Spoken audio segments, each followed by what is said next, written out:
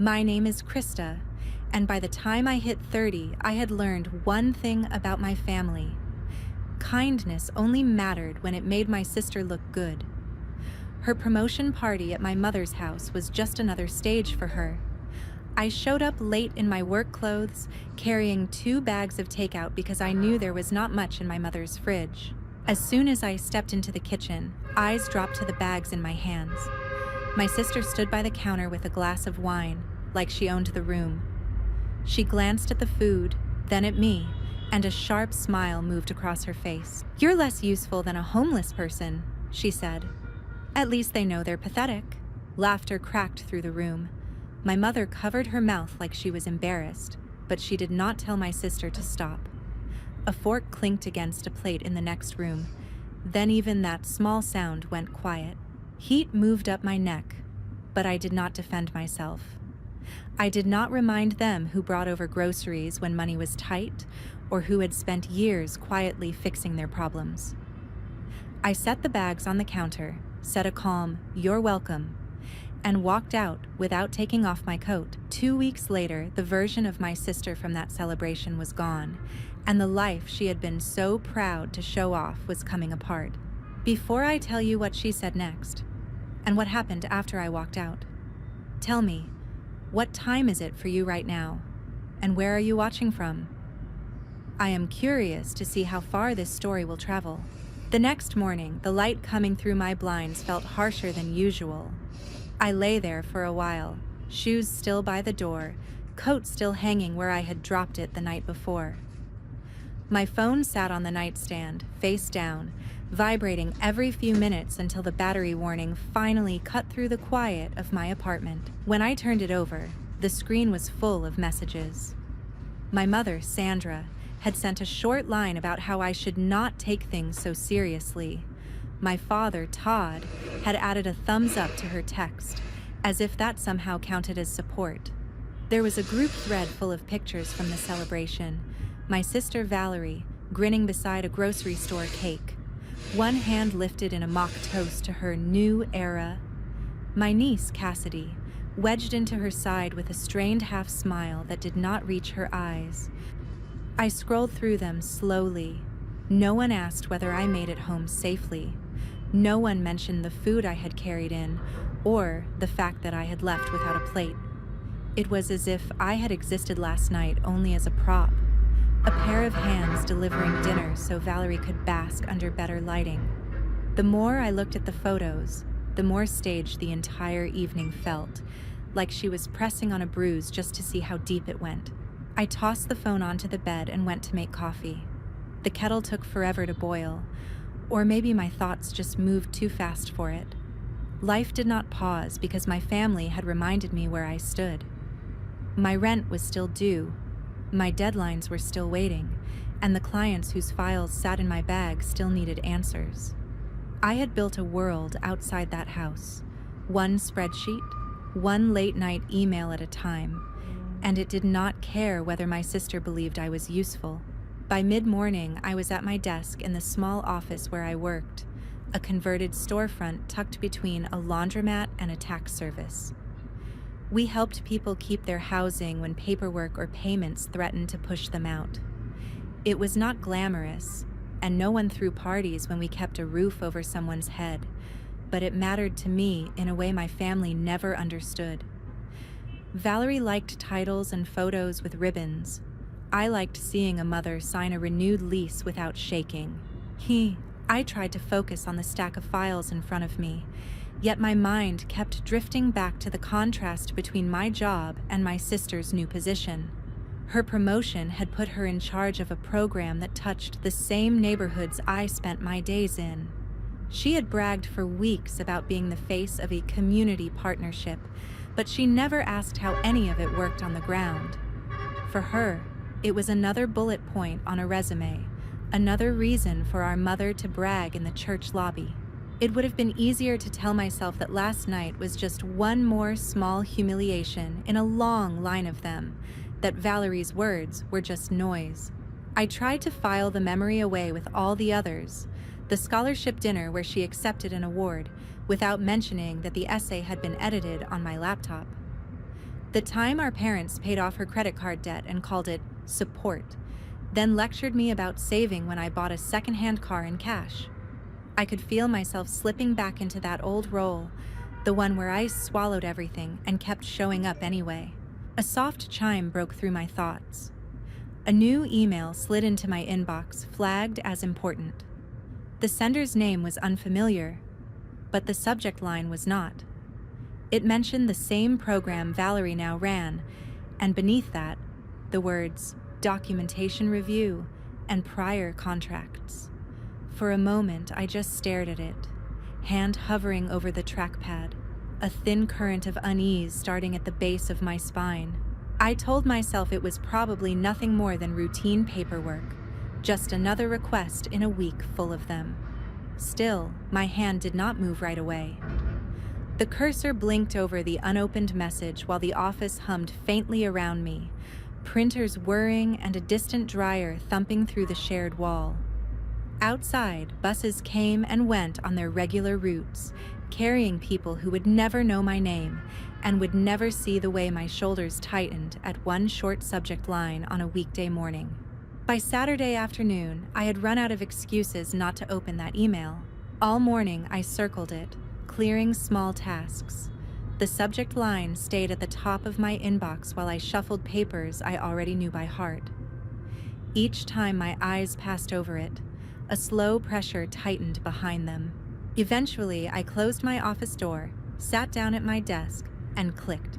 The sender introduced herself as a program coordinator named Carmen Hill. Her message was brief and precise. Her team was reviewing a housing initiative that had later been folded into a wider partnership. In the early days of that initiative, our office had helped tenants complete the required forms. My name appeared on several of those files. Carmen asked whether I still had copies of specific agreements and emails.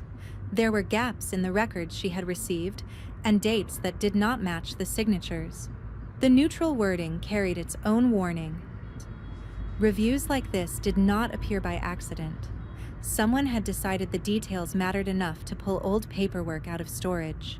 I wrote back that I kept thorough files and would check both our cabinets and the external drive we used for closed cases. After a moment's hesitation, I added my cell number.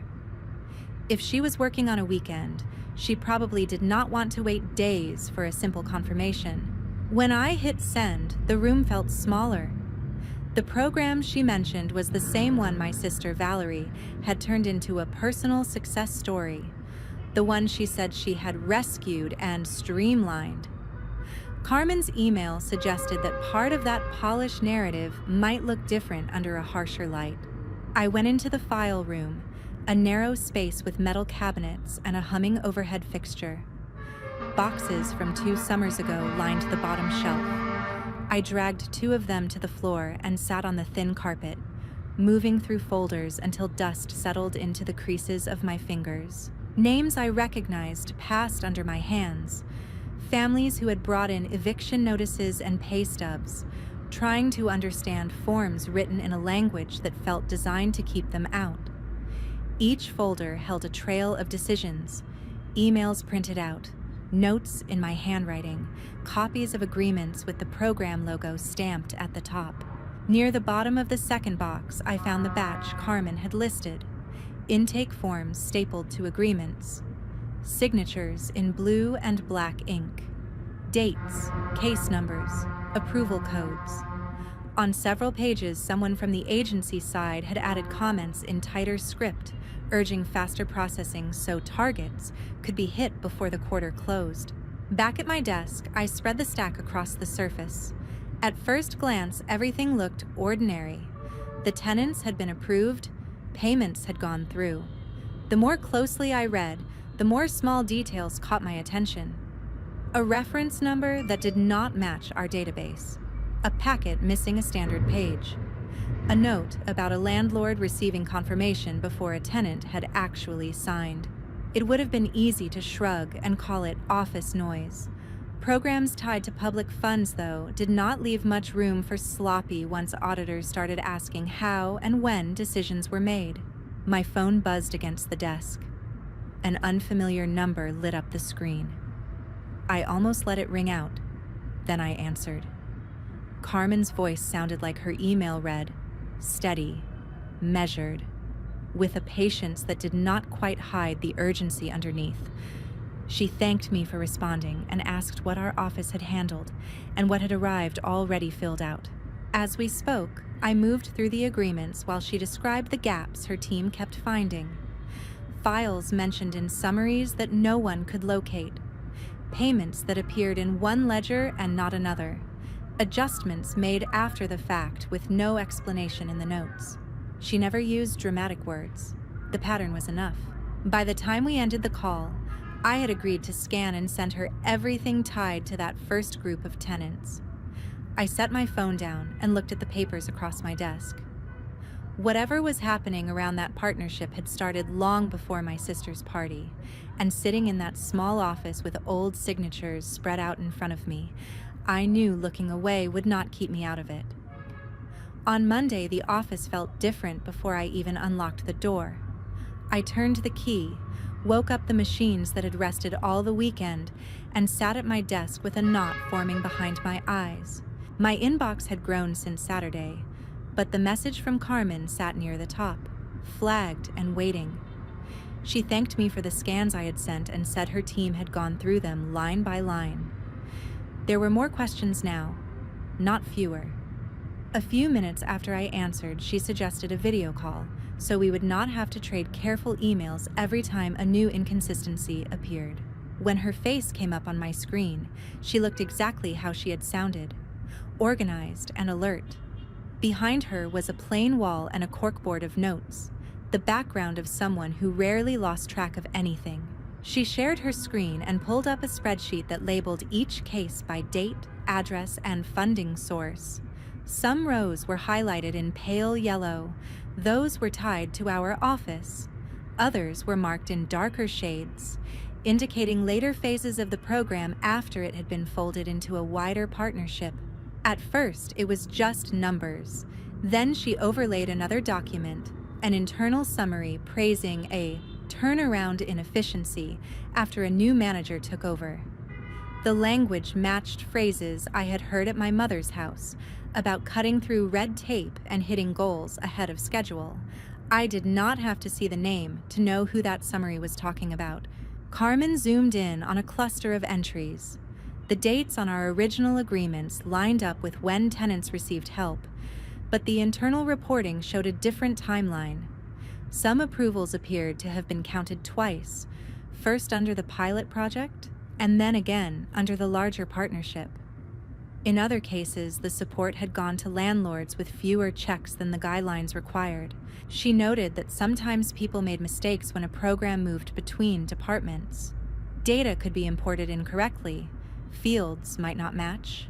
None of that would explain why notes in the margins urged staff to move certain files faster, or why those same files later appeared in presentations about record-breaking performance. As we spoke, a second name appeared in the corner of the call.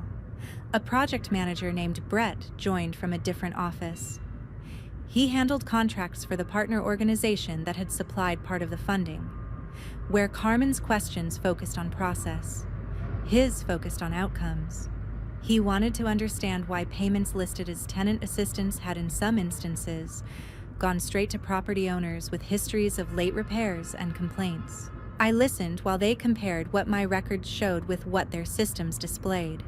Their tone stayed professional, but the gaps did not shrink as they talked. They widened into something harder to ignore.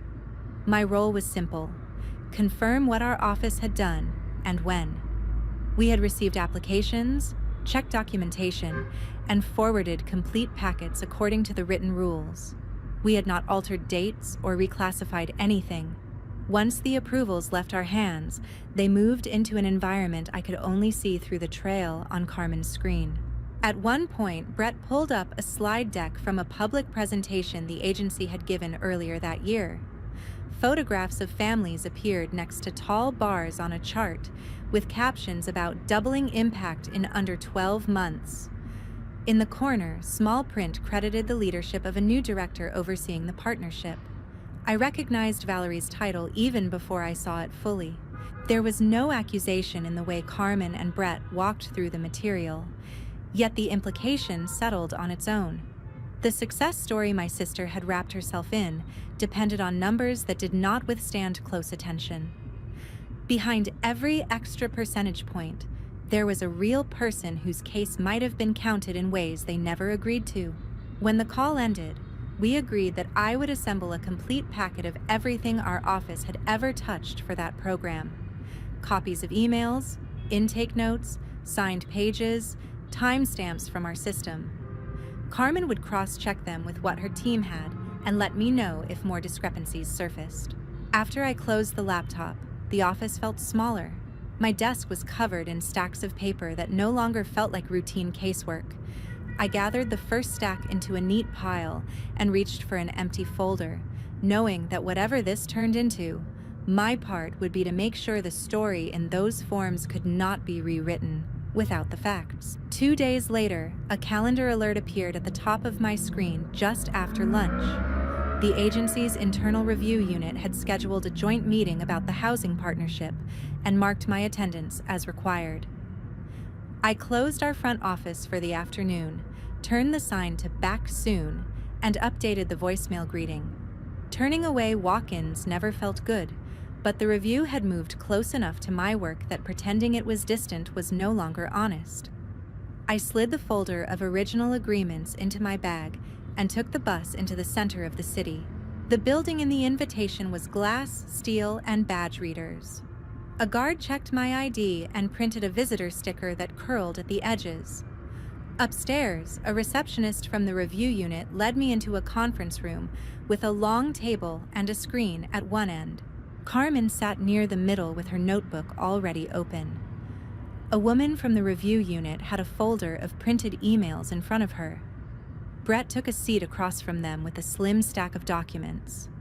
A fourth reviewer joined by video on the screen, their face framed by the agency logo. After a short introduction, they asked me to place my folder on the table. The review officer said they wanted to confirm how the pilot phase of the program had operated before they moved deeper into decisions made later. We started with that. I described how our office had received applications, checked eligibility, and forwarded complete packets. Carmen compared my answers to her spreadsheet. The questions stayed narrow: dates, signatures, codes. Nothing in our part seemed to surprise them.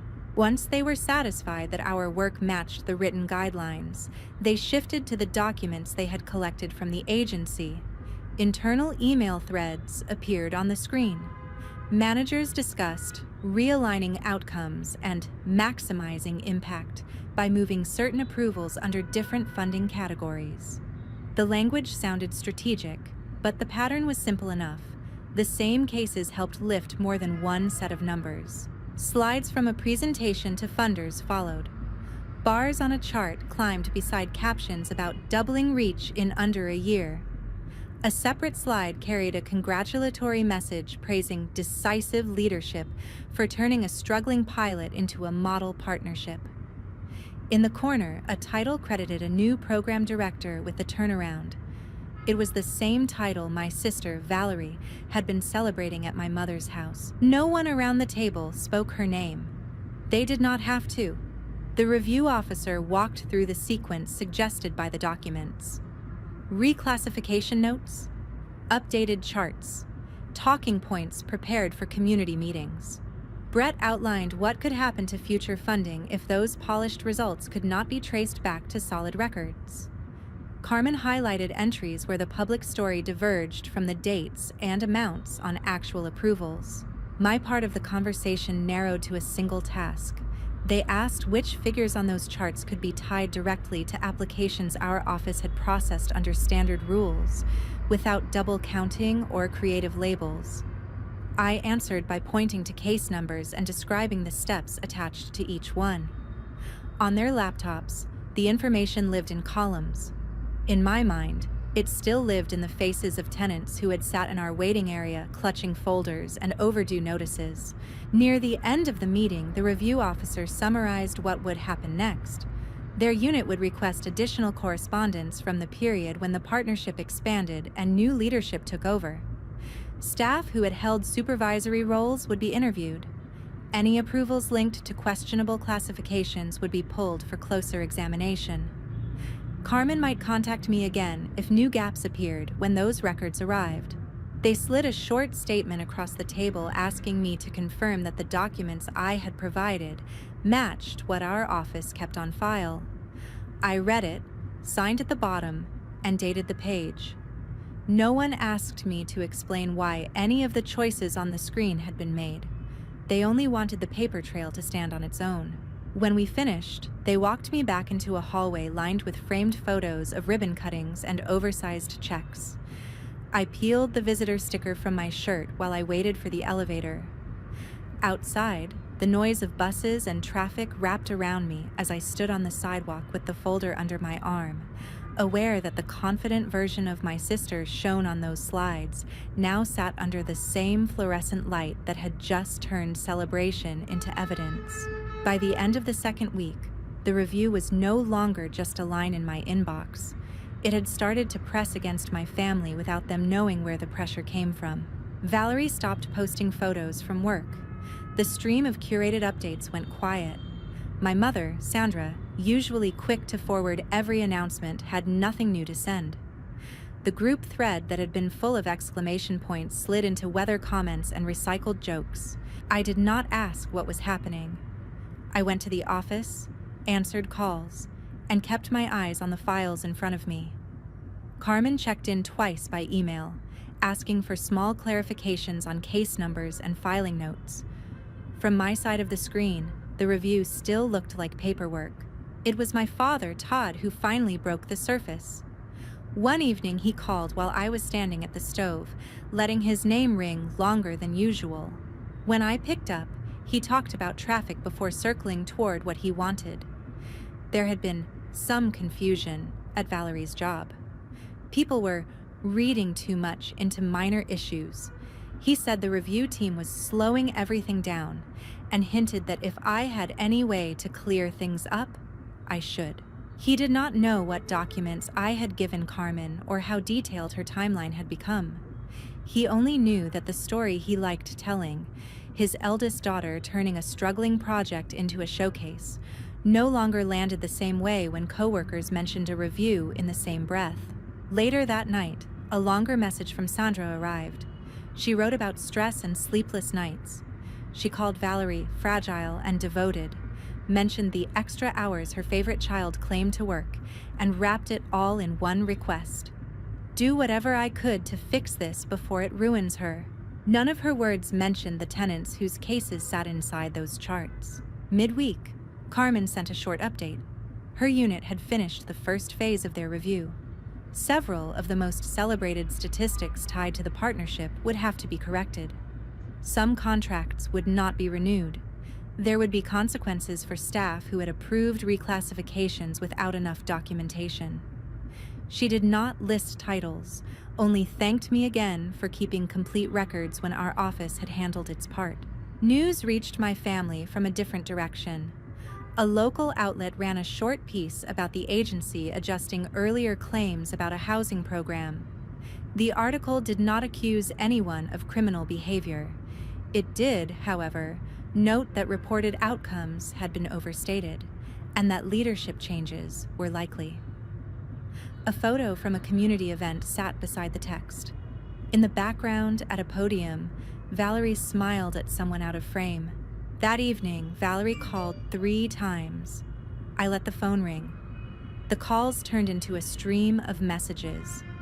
She wrote that jealous people were weaponizing paperwork, that politics were involved, that the review was a witch hunt.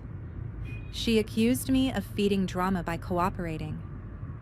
When that failed to pull a response, she shifted tone, reminding me of childhood memories and saying family should stand together when outsiders attacked. I read each line and closed the thread without replying. Sandra followed with voice messages, her tone tipping between anger and pleading. She said Valerie had been asked to step aside while the agency sorted things out. She insisted it was temporary, then admitted she did not know whether the position would still exist by the time decisions were made. Todd said little after that first call, but his quiet carried its own weight. He had leaned on Valerie's title as proof that their parenting had worked. Now that proof sat next to a correction notice. At the office, the partnership's brochures were updated.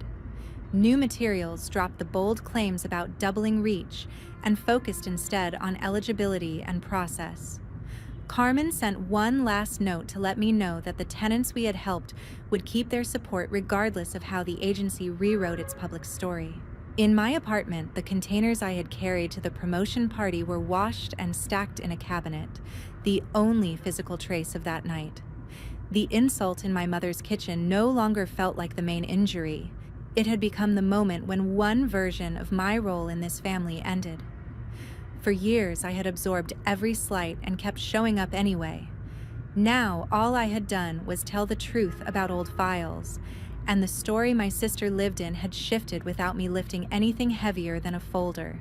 Long after the partnership's numbers were corrected, the silence around my family stopped feeling accidental. I heard about my sister's job through a forwarded screenshot. A colleague sent me a clipped image of an internal bulletin. In the middle of routine announcements, one line said the director of the housing partnership had resigned, effective immediately. The wording was polished and vague, full of transition and organizational changes, with no hint of another role attached. That evening, my mother, Sandra, called. She said Valerie had emptied her office and dropped a box of framed certificates on the living room floor. The photos from the promotion party lay face down on the table.